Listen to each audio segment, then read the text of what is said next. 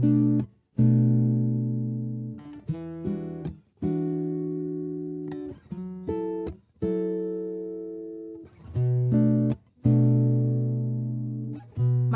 mirror lies to me, says I ain't supposed to be.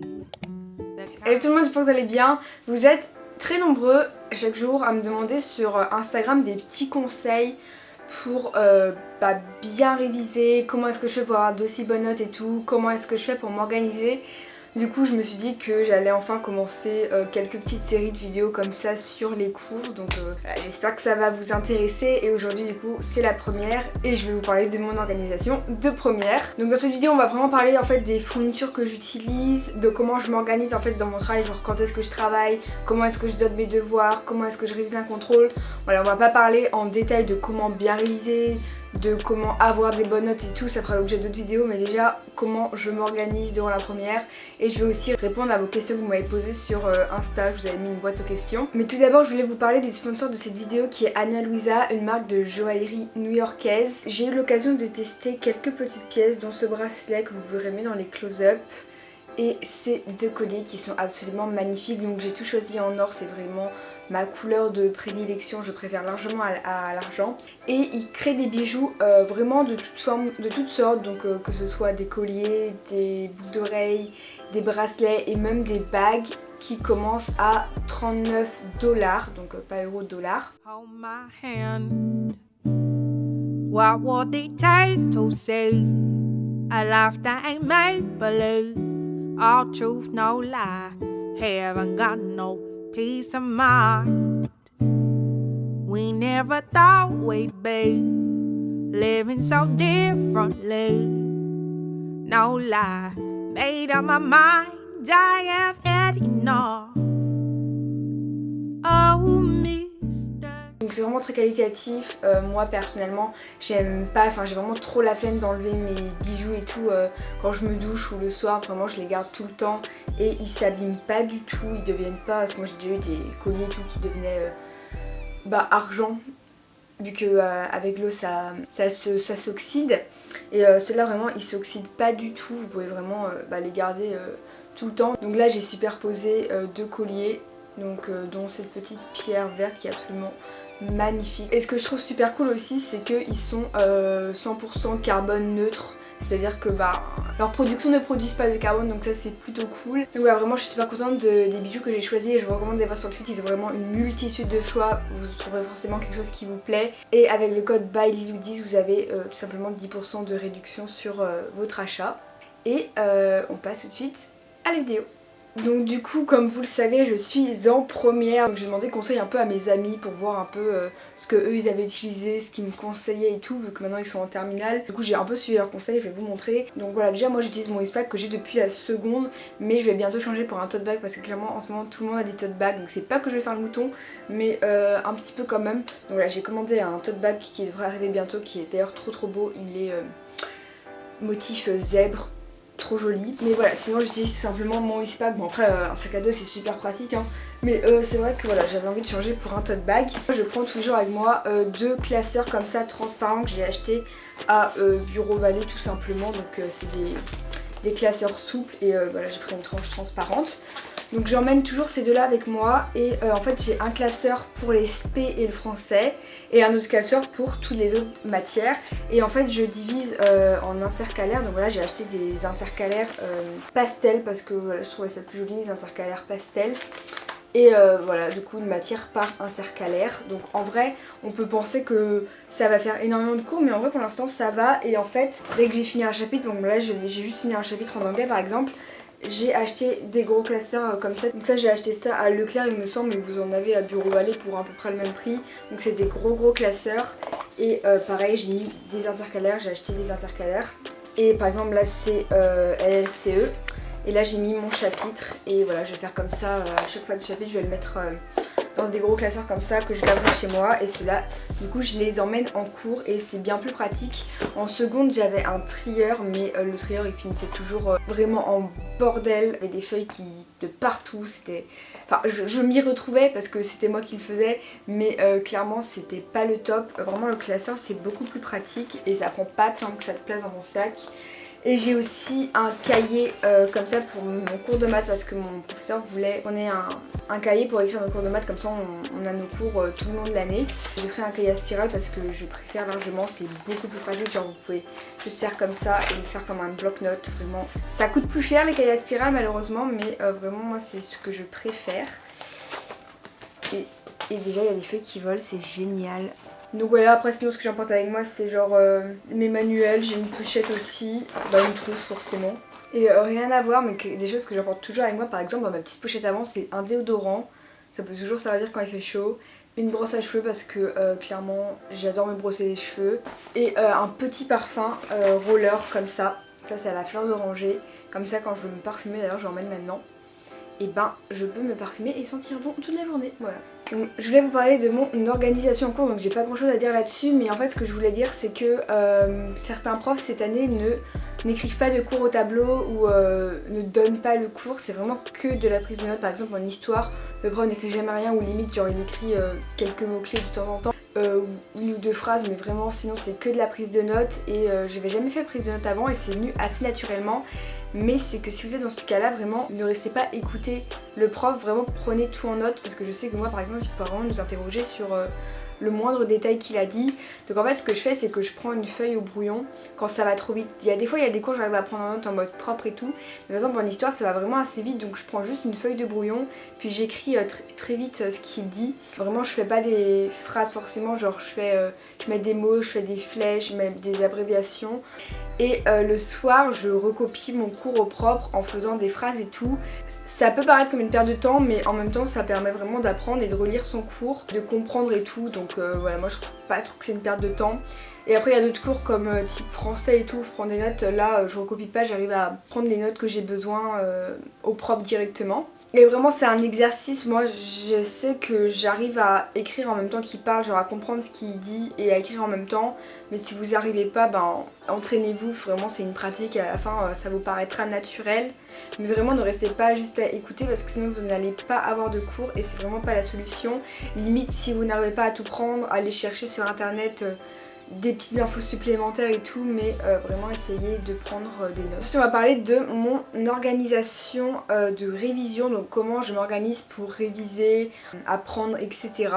Donc il faut savoir que je n'ai pas d'agenda, j'ai abandonné l'agenda parce que clairement il me durait jusqu'à octobre et puis après je n'écrivais plus rien dedans. Donc je me suis dit autant économiser 10 € au lieu d'acheter un agenda qui va pas te servir.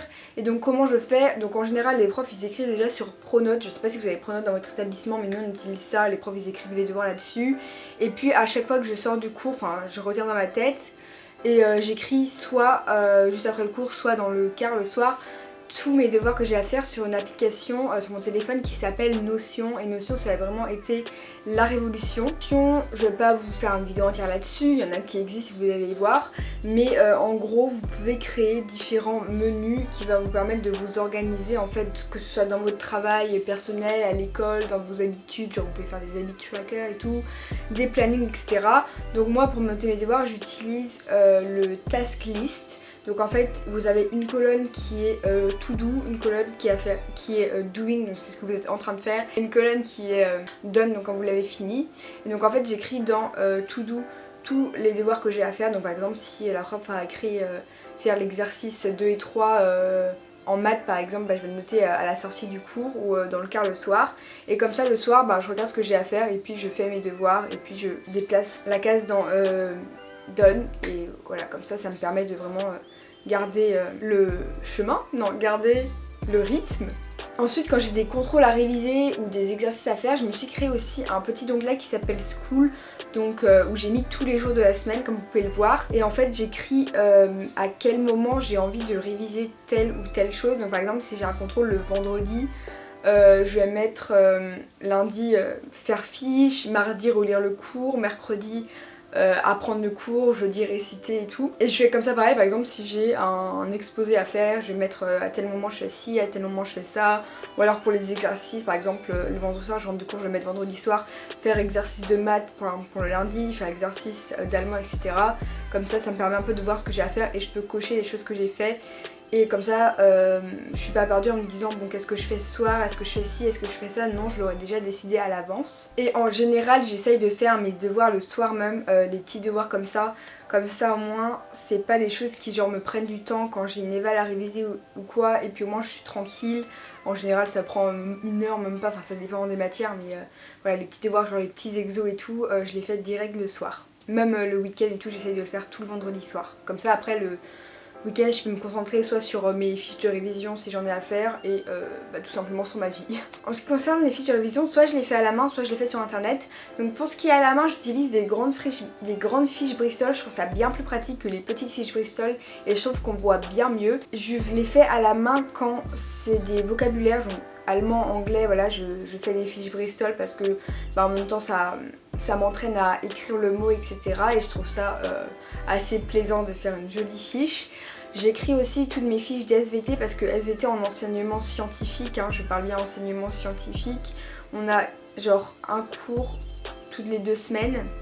Et donc à chaque fois le soir, j'écris tout le cours sur ma fiche, genre je résume le cours et je fais direct ma fiche parce qu'on a genre un contrôle dans le trimestre, donc vraiment faut que j'ai tous mes cours, au lieu d'apprendre tous mes cours juste avant le contrôle, voilà, je fais ma fiche, comme ça c'est fait et j'aurai plus qu'à reprendre là où les fiches que j'ai fait en SVT pour réviser.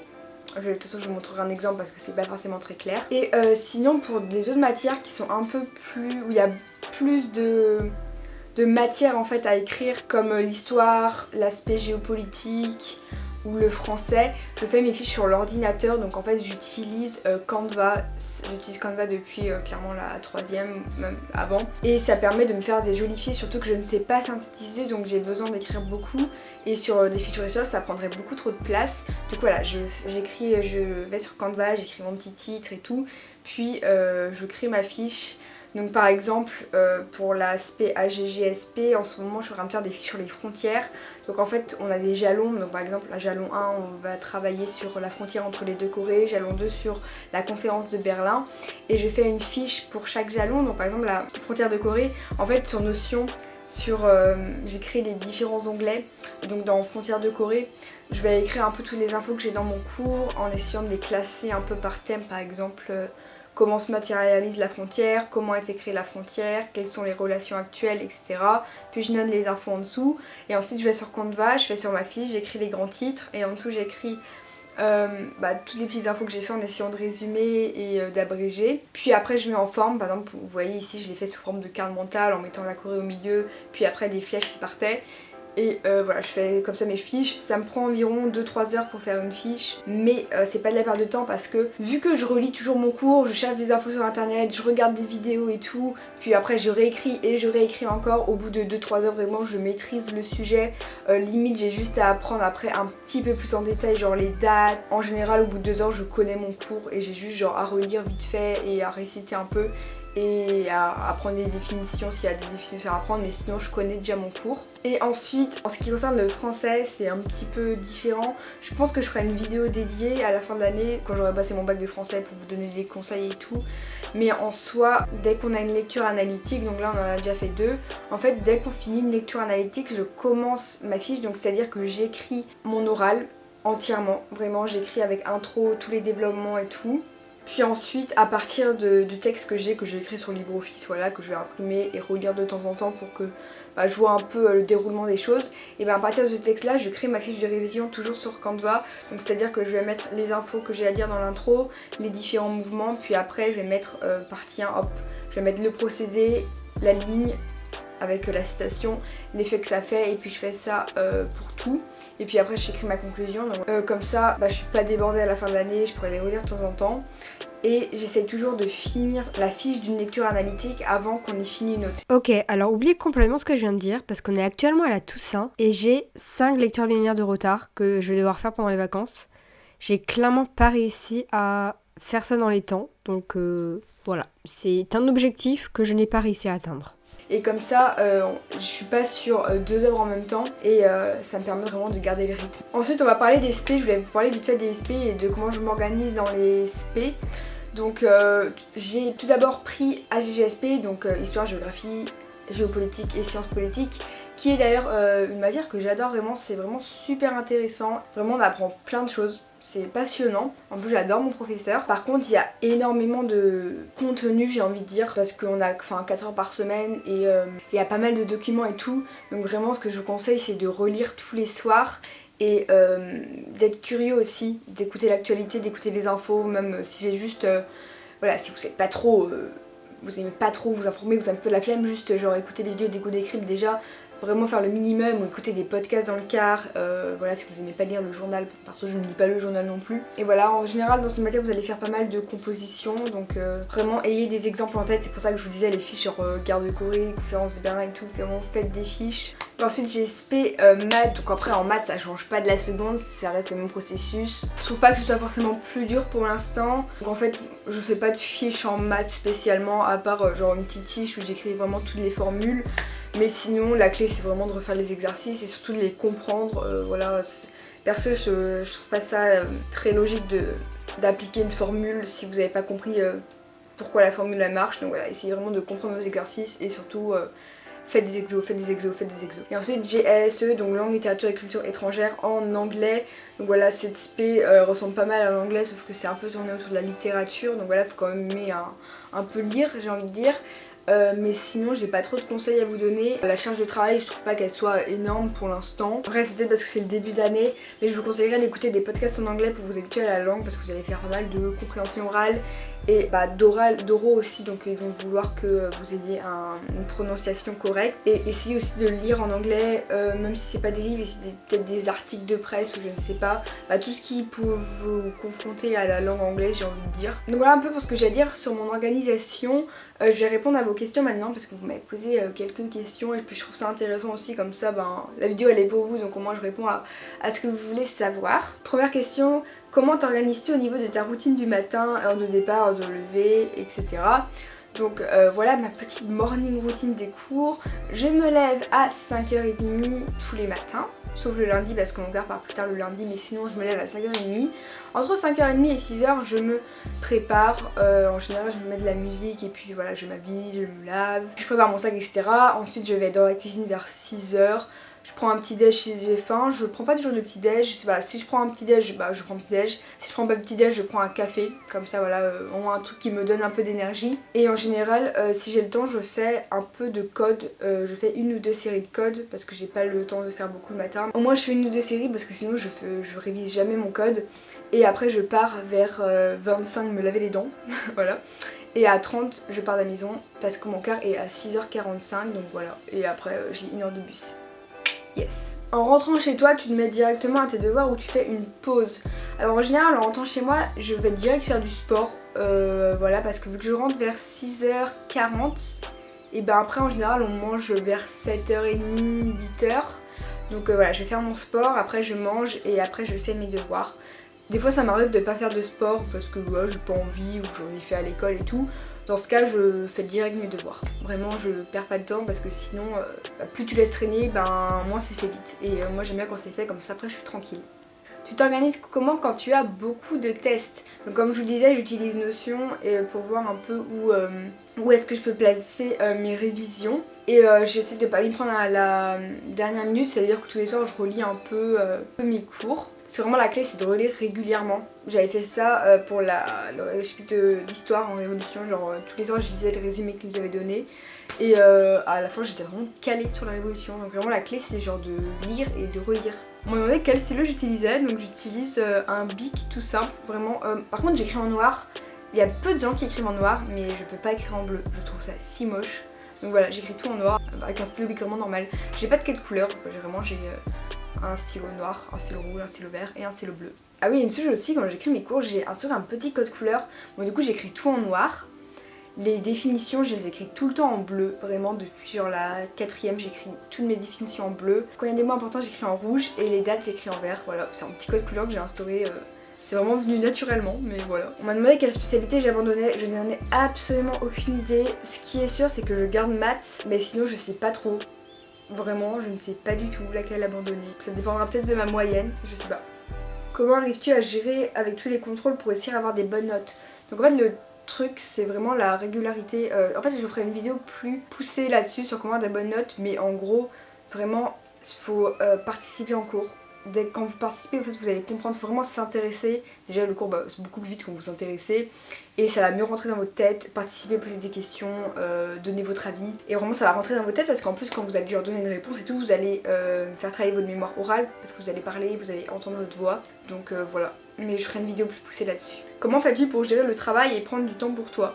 Alors, en fait c'est un peu bizarre parce que je travaille beaucoup. Genre des fois je peux passer genre après manger jusque genre minuit à bosser. Mais c'est pas une corvée parce que j'aime ça. Donc en fait en soi c'est pas... Je vais pas dire c'est du temps pour moi parce que ça serait trop bizarre. Mais genre faire une fiche et tout ça me détend limite. Je trouve ça fun et tout. De la mettre en page et tout. Donc en vrai c'est pas une corvée. Mais après oui je vois par rapport au temps pour moi, déjà dès que je rentre je fais du sport et tout. Donc ça me permet un peu de me défouler. Je suis pas mal sur mon téléphone aussi, on va pas se mentir. Mais en fait quand tu procrastines pas, c'est à dire que tu fais tous tes devoirs le soir, que tu apprends tes contrôles à l'avance, et t'es pas débordé, tu vas te rendre compte en fait que t'as le temps. Et profite des perbes aussi. Par exemple je profite d'aller faire mes devoirs. La nuit aussi elle est trop changeante là-bas. Profite d'aller faire mes devoirs comme ça au moins c'est fait et le soir je suis tranquille. Voilà.